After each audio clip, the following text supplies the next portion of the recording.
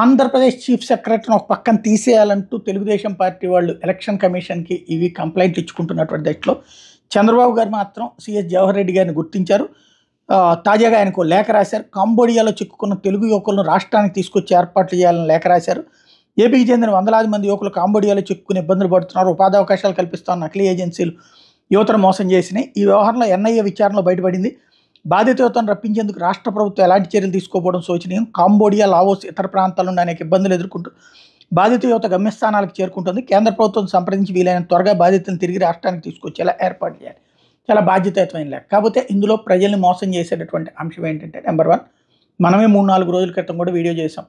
ఏదైతే ఏపీ ఎన్ఆర్డీఏ వాళ్ళు అక్కడ వాళ్ళతో మాట్లాడి సెటరైట్ చేస్తున్నారు, అట్లాగే హెలికాప్టర్లు వస్తున్నాయి, అదే విమానాల్లో తీసుకొచ్చేటటువంటి ప్రయత్నం చేస్తున్నారు అన్నటువంటిది.